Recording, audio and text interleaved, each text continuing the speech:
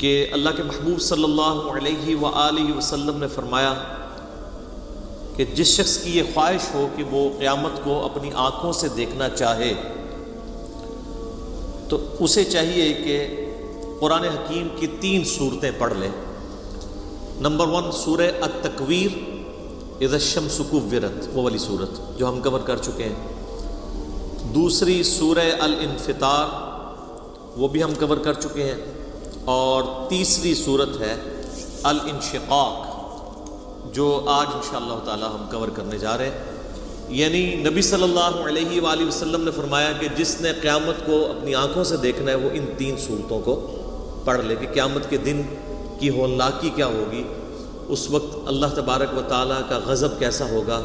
وَلِعَوْذُ بِاللَّهِ تَعَالَى اللہم اجرنا من النار، آمین۔ اللہم من احییتہ منا فاحیہ علی الاسلام ومن توفیتہ منا فتوفہ علی الایمان، آمین۔ اللہ کا نام لے کے شروع کرتے ہیں۔ بسم اللہ الرحمن الرحیم۔ اذا السماء انشقت، وہ وقت یاد کرو جب آسمان پھٹ جائے گا۔ وَأَذِنَتْ لِرَبِّهَا وَحُقَّتْ، اور وہ کان لگا کر سنے گا اپنے رب کا فرمان، اور اس پر فرض بھی یہی ہے کہ ایسا کرے۔ یعنی آسمان بھی اللہ تعالیٰ کے حکم کا پابند ہے، وہ پھٹ جائے گا اور اس کے بعد جو اللہ تعالیٰ کی طرف سے احکامات نازل ہوں گے وہ کان لگا کر، جیسا کہ اللہ تعالیٰ نے ہر مخلوق کو سننے کی استطاعت دی ہوئی ہے۔ کئی چیزوں کی استطاعت ہمارے سامنے نظر آ جاتی ہے، کئی چیزوں کی نظر نہیں آتی۔ سننے کی استطاعت تو چھوٹی چیز ہے، اس سے بڑی چیز قوت گویائی ہے۔ صحیح بخاری میں حدیث موجود ہے، سیدنا عبداللہ ابن مسعود رضی اللہ تعالیٰ عنہ کہتے ہیں کہ نبی صلی اللہ علیہ وآلہ وسلم کے مبارک زمانے میں آپ علیہ السلام کی مجلس کی برکت میں ہمیں یہ چیز بھی نصیب ہوئی کہ بعض اوقات ہم کھانا کھاتے تھے تو ہمارے لقمے سے بھی اللہ کی تسبیح کی آواز آتی تھی۔ یہ صحیح بخاری میں موجود ہے۔ مشکات المصابیح میں آپ کو نبی علیہ السلام کے معجزات والے چیپٹر میں یہ حدیث مل جائے گی۔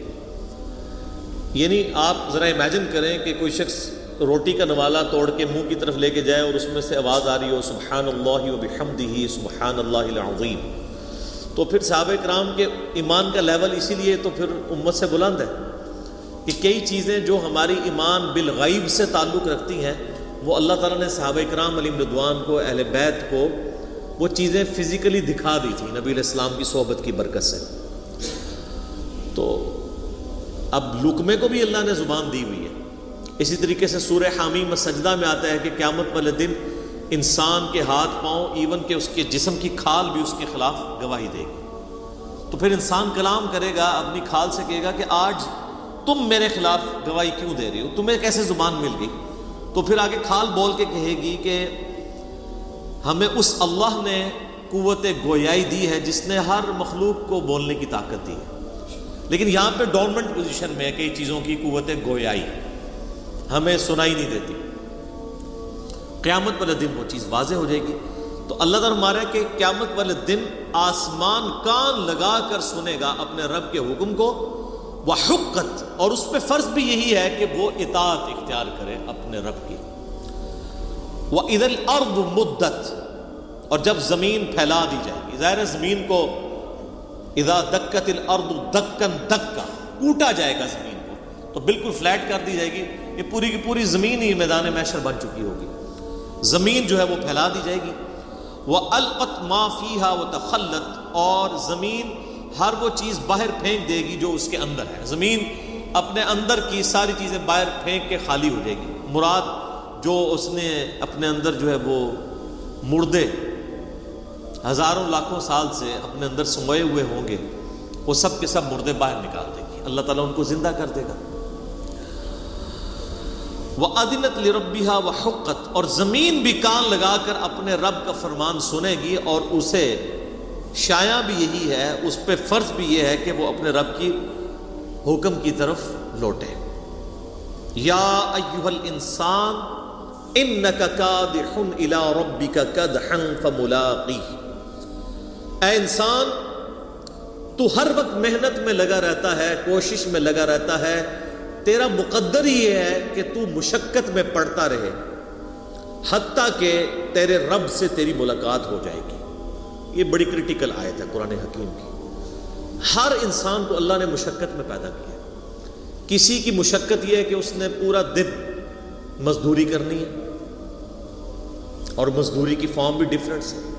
کسی نے وزن اٹھانا ہے، تو کسی نے جو ہے وہ انٹلیکچوئل ان پٹ دینی ہے ایئر کنڈیشن کمرے میں بیٹھ کے کسی ملٹی نیشنل میں جاب کرتے ہوئے. ہر بندے کی اللہ تعالیٰ نے مشقت ڈفرینٹ رکھی ہے. کسی نے زمین میں ہل چلانا ہے، اس کی مشقت وہ ہے. ہر انسان کو اللہ نے مشقت میں پیدا کیا ہے، کیونکہ انسان کے ساتھ اللہ تعالیٰ نے پیٹ لگا دیا ہے جو اس کی یعنی بنیادی ضرورت ہے. اس پیٹ کو فلفل کرنے کے لیے اسے اپنی زندگی مشقت میں کاٹنی پڑتی ہے، اور یہ ایک ایسی مشقت ہے جس سے دنیا میں ہر جاندار کو گزرنا پڑتا ہے. جانور بھی اس ساری چیز سے گزرتے ہیں، لیکن انسان اور جانور میں فرق ہے.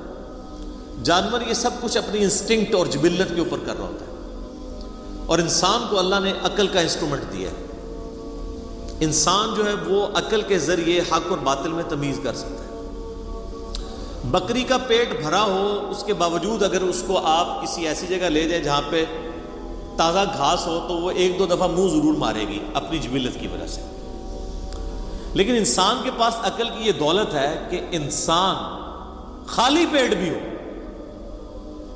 اور اس کے سامنے حرام آ جائے اور وہ خوف خدا رکھنے والا ہو تو اپنا ہاتھ روک لے گا، صبر کر لے گا، حتیٰ کہ زندگی موت کی کشمکش بن جائے وہ الگ بات ہے.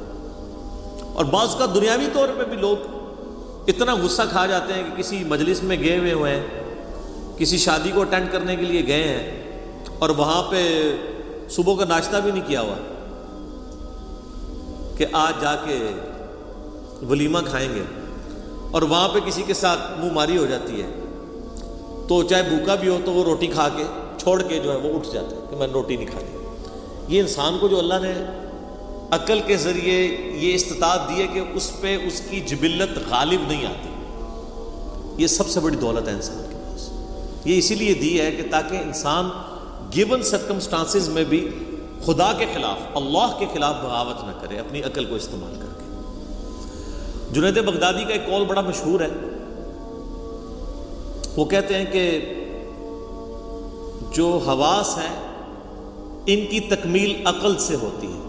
یعنی حواس خمسہ جو اللہ نے انسان کو دیے ہیں، جبلت ہے، شہوات اٹیچ کی ہوئی ہے، اس کی تکمیل جو وہ عقل سے ہوتی ہے. یعنی انسان عقل کو استعمال کر کے ان چیزوں کو، اپنی ان ساری نعمتوں کو اللہ تعالیٰ کی نافرمانی سے بچا کے اس کی اطاعت میں لگاتا ہے.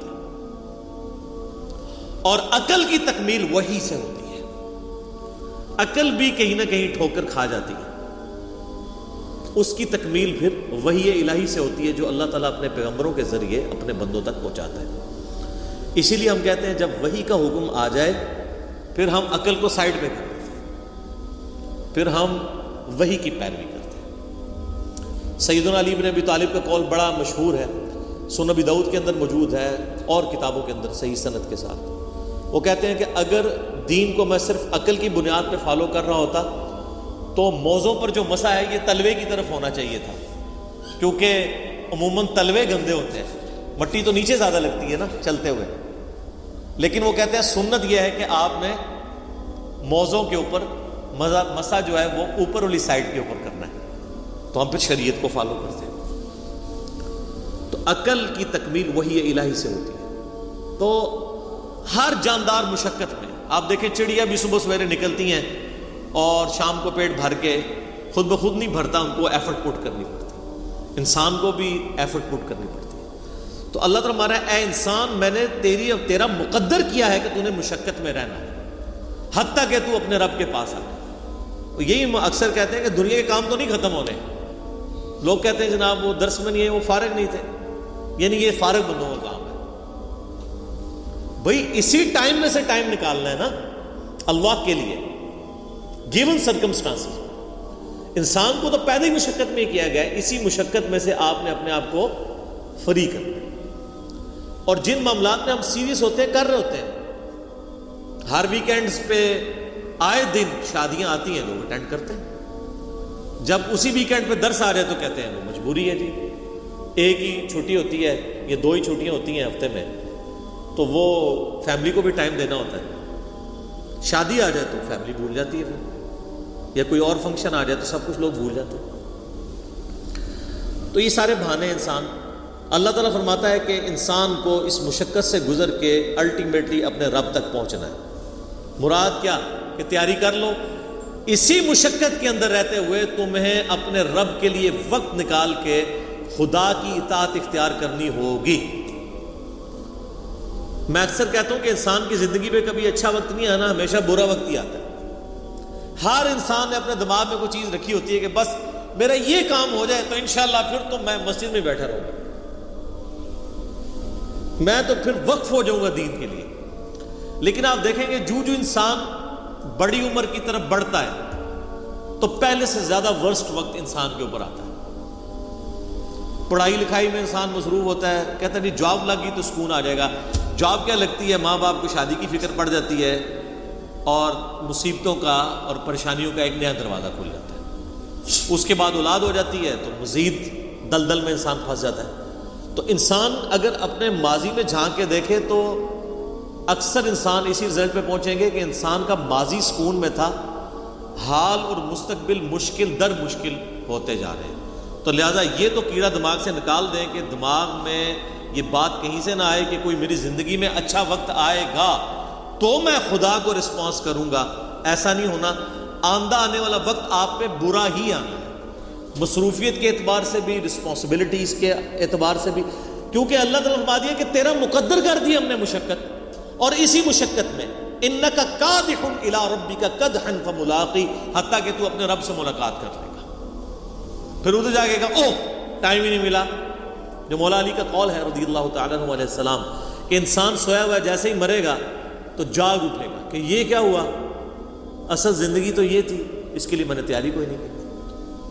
ولیعوذ باللہ تعالی اللہم من احییتہ منا فاحیہ علی الاسلام ومن توفیتہ منا فتوفہ علی الایمان۔ صحیح بخاری اور مسلم میں آتا ہے کہ ایون نبی علیہ السلام اگر نماز کے دوران بھی قرآن کی تلاوت کر رہے ہوتے تھے اور اللہ تعالیٰ کے عذاب سے ریلیٹڈ آیات آ جاتی تھی رکت پیدا کرنے والی، تو نماز میں ہی اللہ کی طرف متوجہ ہو کر دعائیں شروع کر دیتے تھے۔ تو میں اسی سنت میں عمل کرتے ہوئے درس کے دوران بھی جب اس طرح کی رکت انگیز، اور یہ پارہ نمبر 30 تو سارے کے سارے ہی آپ دیکھ لیں کہ فکر آخرت ہے، انذار بالآخرہ ہے، آخرت کی جواب دہی کا اس میں ڈر سنایا گیا۔ تو تیری مشقت یہ ہے کہ تو زندگی میں مشقت کرتا رہے گا یہاں تک کہ اپنے رب کو آ کے ملے گا، لیکن یہ یاد رکھنا ہے کہ یہ مشقت کے بعد رزلٹ کیا نکلنا ہے۔ اگر اسی مشقت کے ساتھ ساتھ رب کو رسپانس کیا ہوا تو کچھ اور رزلٹ نکلے گا قیامت والے دن، اور اگر خدا کی نافرمانی کی یہ بہانہ بنا کے کہ جی رزق حلال کمانا بھی تو عبادت ہے، اس عبادت کی وجہ سے باقی سارے فرائض چھوڑ دیے، تو چمڑی تو اتر جانی ہے۔ اللہ نے تو ٹوٹل پیکج لینا ہے نا آپ سے۔ یہ تو نہیں ہے کہ انسان جو ہے وہ رزق حلال کی تلاش کے اندر اللہ تعالیٰ کے حکم عدولی کر دے باقی معاملات کی، ایسا نہیں ہے۔ ہر معاملے میں اللہ تعالیٰ کو رسپانس کرنا ہے۔ فَأَمَّا مَنْ أُوتِيَ كِتَابَهُ بِيَمِينِهِ، پس قیامت کے دن جس کو اس کا نامہ اعمال دائیں ہاتھ میں دیا جائے گا، فَسَوْفَ يُحَاسِبُ حِسَابًا يَسِيرًا، تو پھر عنقریب اس کا حساب آسانی سے لے لیا جائے گا۔ یعنی پھر وہ صرف ایک زبانی جمع خرچ والی بات ہوگی، جس کو نامہ اعمال دائیں ہاتھ میں ملا اس کو تو جنت کا پروانہ مل گیا۔ وَيَنْقَلِبُ إِلَىٰ أَهْلِهِ مَسْرُورًا، اور وہ لوٹے گا اپنے گھر والوں کی طرف بڑی خوشی کے ساتھ۔ یعنی دنیا میں بھی جب کوئی شخص کوئی ڈگری حاصل کر لیتا ہے، کوئی کامیابی حاصل کر لیتا ہے، تو ہر ایک کو دکھاتا پھرتا ہے یہ دیکھو میں کامیاب ہو گیا۔ تو قیامت والے دن بھی ظاہر ہے کہ وہ الٹیمیٹلی سب سے بڑی ڈگری تو وہ ہے نا، اصل کامیاب ہوا جو آخرت میں کامیاب ہوا۔ دنیا میں چاہے کوئی شخص گمنامی کی موت مر گیا کسی فٹ پاتھ کے کنارے، اس کو لاوارث لاش کے طور پہ بغیر کفن کے بھی دفنا دیا گیا، تو قبر میں اسے جنتی کفن مل جائے گا، اینڈ رزلٹ تو اس کا بہترین ہے۔ اور دنیا میں کسی ٹھاٹ کی زندگی کسی نے گزاری، مرنے کے بعد چاہے اس کی قبر جو ہے وہ سونے کی بھی بنا دی جائے، اس کے اندر جو اس پہ حالات وارد ہونے ہیں وہ تو کوئی نہیں بدل سکتا. تو وہ شخص بڑی خوشی کے ساتھ اپنے گھر والوں کی طرف لوٹے گا اور فخر سے بتائے گا, یہ دیکھو میں آج کے دن کے لیے تیاری کر رہا تھا, میں کامیاب ہو گیا. اسی کو سپورٹے ہوئے 2-3 احادیث ہیں صحیح مسلم کے اندر. صحیح مسلم میں ایک حدیث ہے کہ نبی صلی اللہ علیہ وآلہ وسلم نے فرمایا کہ دنیا کی زندگی مومن کے لیے قید خانہ ہے اور کافر کے لیے جنت ہے. قید خانے میں انسان اپنی مرضی کی زندگی نہیں گزار سکتا, کھانے پینے کی پرابلم بھی رہتی ہے, فاقے بھی آتے ہیں, مرضی کا کھانا بھی نہیں ملتا. جن لوگوں نے جیل گزاری ذرا ان سے پوچھیں.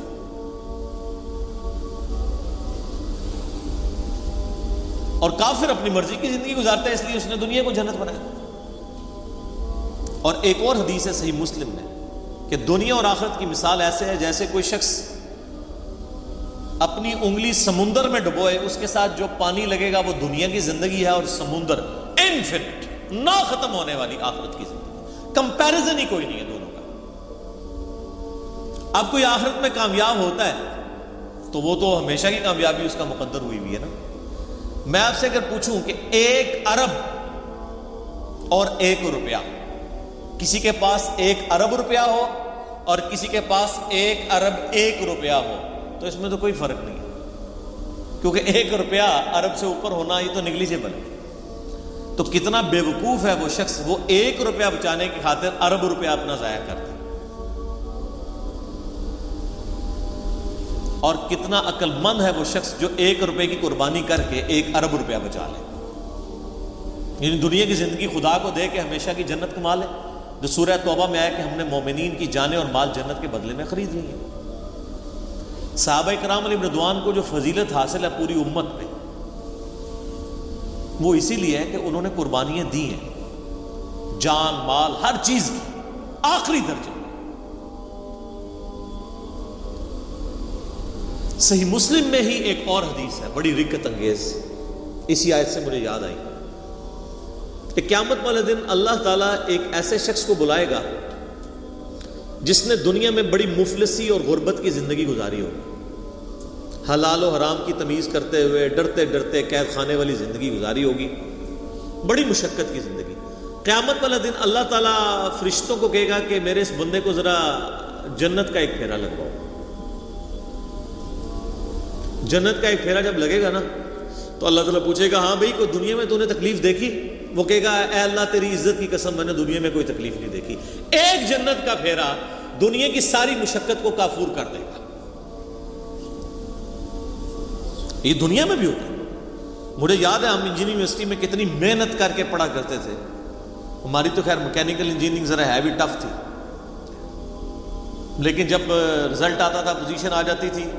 آج تو مجھے یاد بھی نہیں, انجینئرنگ یونیورسٹی سے فارغ ہوئے بھی آلموسٹ 20 سال ہونے کو ہے, مجھے تو وہ راتیں بھی نہیں یاد جو میں نے کاٹ کے گزاری ہوئی ہیں. فجر پڑھ کے سویا کرتے تھے. تو انسان دنیا میں ہی مشقت کو بھلا دیتا ہے جب اینڈ رزلٹ سامنے آ جائے. تو آخرت میں جب اینڈ رزلٹ آئے گا تو کسی کو اپنی 60 سال کی زندگی یاد نہیں ہوگی. سر چھوڑ دیں, قیامت کا دن ہی صرف 50,000 سال کا دن ہے. دنیا میں 60 سال کی زندگی کے عوض اگر وہ 50,000 سال کا قیامت کا دن ہی صرف امن میں گزر جائے نا تو یہی بدلہ کافی ہے کہ باقی لوگ ذلیل ہو رہے ہوں اور آپ کو اللہ کے عرش کا سایہ نصیب ہوا ہو.